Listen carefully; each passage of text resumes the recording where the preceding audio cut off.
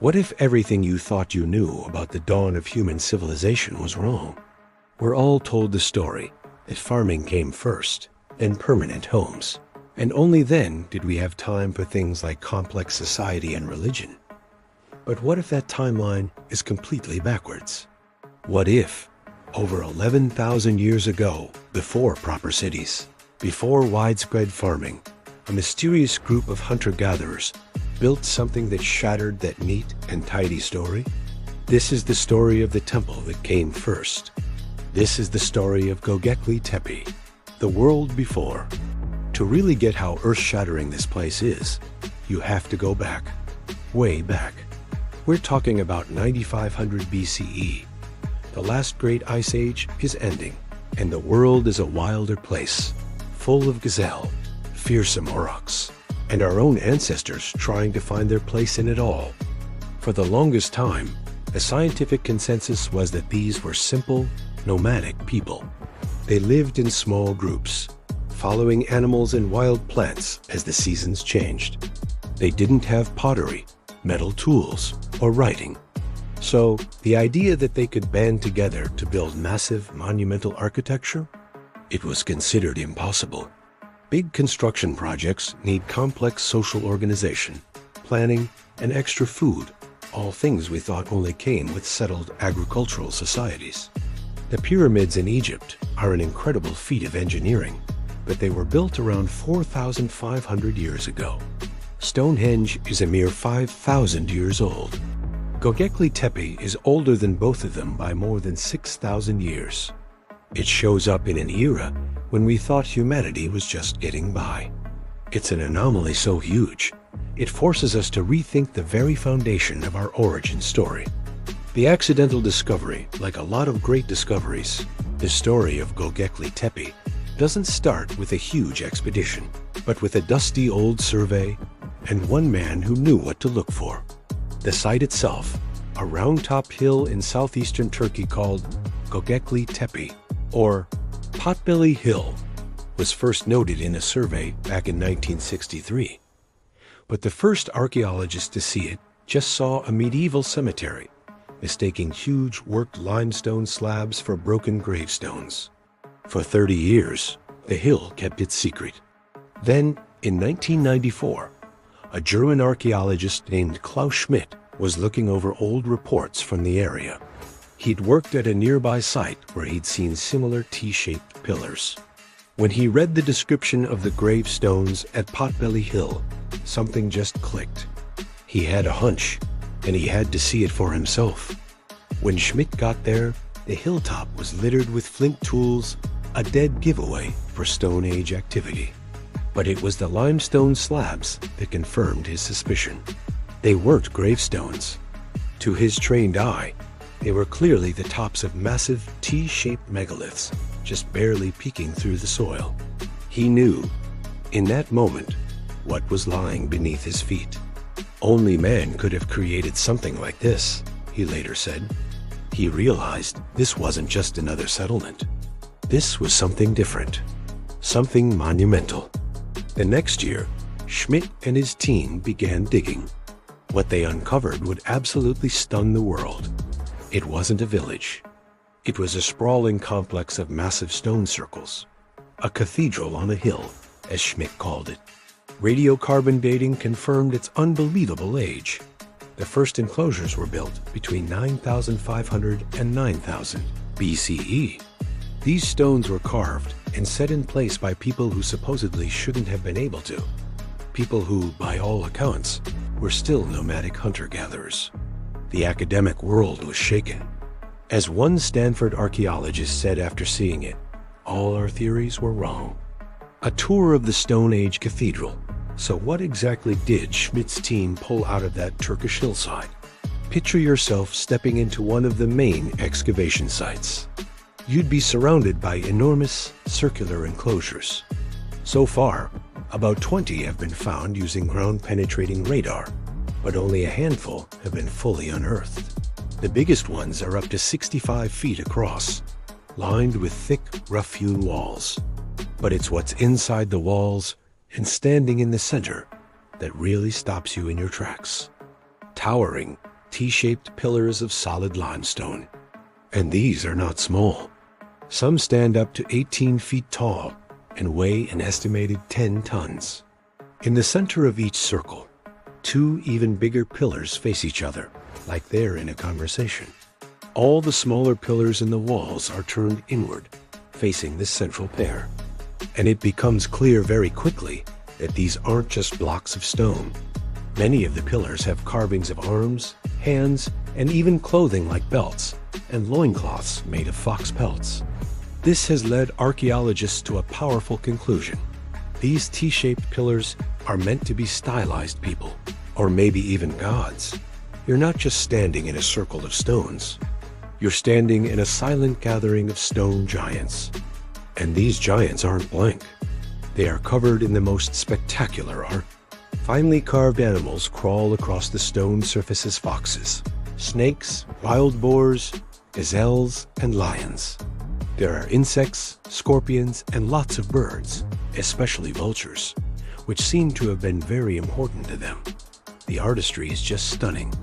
These aren't crude stick figures. They're dynamic, often aggressive-looking animals that capture the essence of the wild world these people lived in. When you stop and think about the logistics, it's mind-boggling. The limestone was cut from the bedrock of the hill itself, using nothing more than flint hand tools.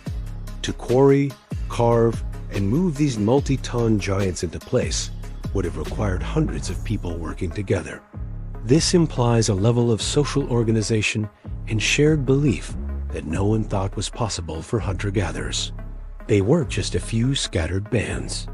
They were a society capable of massive, collaborative projects. It's discoveries like this that totally change how we see our own past. The people of Göbekli Tepe didn't leave any writing, so we have to rely on this library of stone to try and figure out their world. If you find this journey into our deep past as fascinating as I do, consider subscribing to the channel. We explore mysteries like this every week, piecing together the story of us. Hit that subscribe button and the bell so you don't miss what's next. The so what? A revolution in thought. So, a group of hunter-gatherers built a massive temple over 11,000 years ago. Why does that matter so much? Because it completely flips the old script on the origins of civilization. The old model was simple. Farming creates surplus food. Surplus food lets people settle down. Settled life leads to bigger populations and social complexity. And out of that complexity, you get big communal projects and organized religion. The temple was a product of the city. Göbekli Tepe suggests the total opposite. Here we have a massive ceremonial center built by people who weren't farmers. In fact, all the evidence points to them being hunter-gatherers.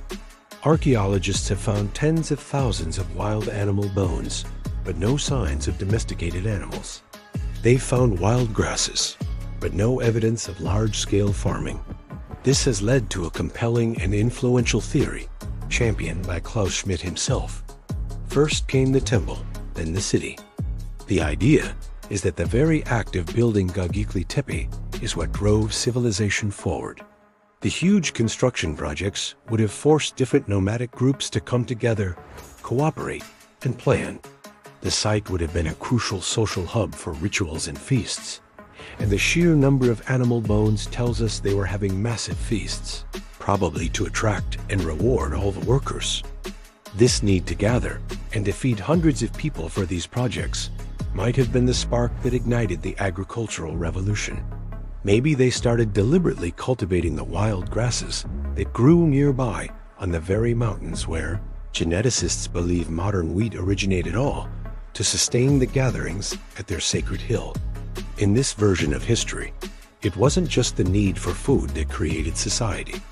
It was the desire for something more, that human sense of the sacred and the need for community that drove us to innovate. Religion wasn't a byproduct of civilization. It might have been the catalyst. Lingering mysteries and evolving theories, even with everything we've learned, Göbekli Tepe is still shrouded in mystery. We have the what, but the why is still up for debate. What was this incredible place for? The most popular theory is that it was a religious sanctuary, maybe the world's first temple. The human-like pillars could be revered ancestors or even early gods. The animals carved on them might be spirit guardians or symbols of different clans. Some researchers think it was the center of a death cult, focused on complex funeral rituals.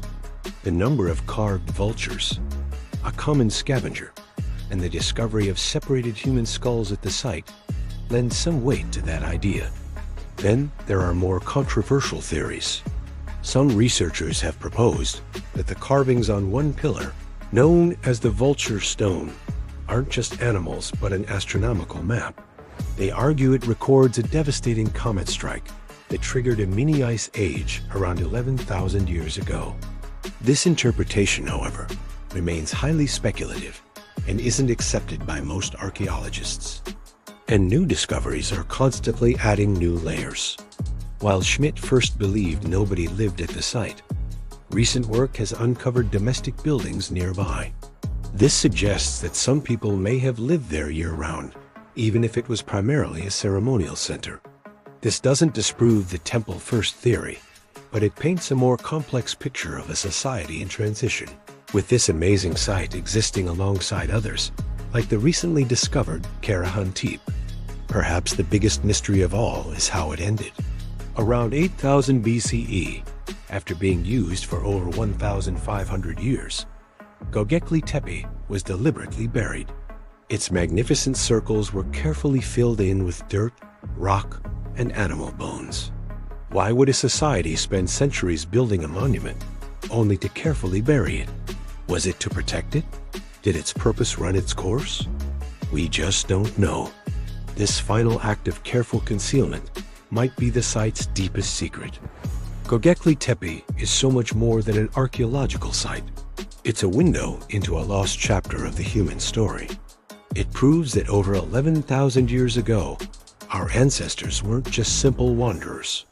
They were complex, creative, and organized people, capable of incredible engineering and profound art. They challenge our modern arrogance, the idea that we're the pinnacle of human achievement.